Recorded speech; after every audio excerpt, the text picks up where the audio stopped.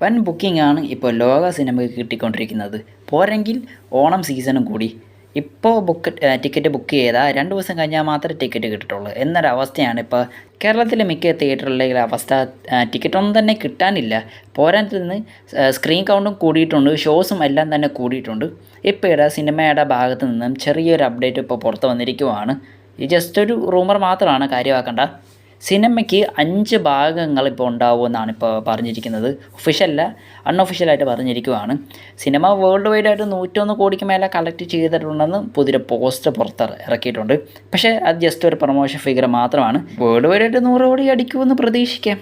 വാർ 2 എനിക്ക് പേഴ്സണലി തോന്നിയത് വാർ 2 ആകെ കൊള്ളാവുന്ന കുറച്ച് കാര്യം എന്ന് പറയുന്നത് അതിലൊന്നാമതൊരു ഹൃത്തിക് റോഷൻ്റെ ആ ഒരു പ്രസൻസും പിന്നെ ആ സിനിമയിലെ ആ പാട്ടുകളും പിന്നെ ആ സ്റ്റണ്ടൊക്കെയാണെന്ന് തോന്നുന്നത്.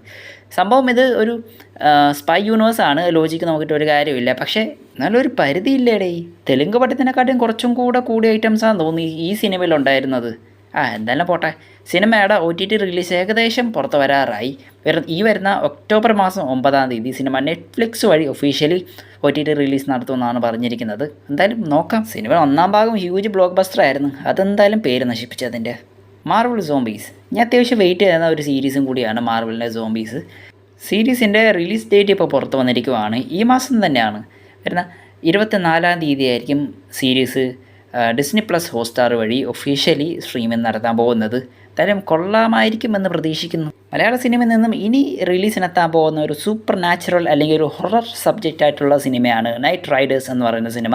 ഈ സിനിമയുടെ ഫസ്റ്റ് ലുക്കും ടീസറൊക്കെ ഇറങ്ങിയ സമയത്ത് വൻ പ്രതീക്ഷയായിരുന്നു സിനിമയ്ക്ക് മേലെ ഇപ്പോൾ വന്നുകൊണ്ടിരിക്കുന്നത്. മാത്യു തോമസ് ആണ് സിനിമയിലെ മെയിൻ റോളിൽ എത്താൻ പോകുന്നത്. ഇപ്പോൾ സിനിമയുടെ റിലീസ് ഡേറ്റും പുറത്ത് വന്നിരിക്കുകയാണ്.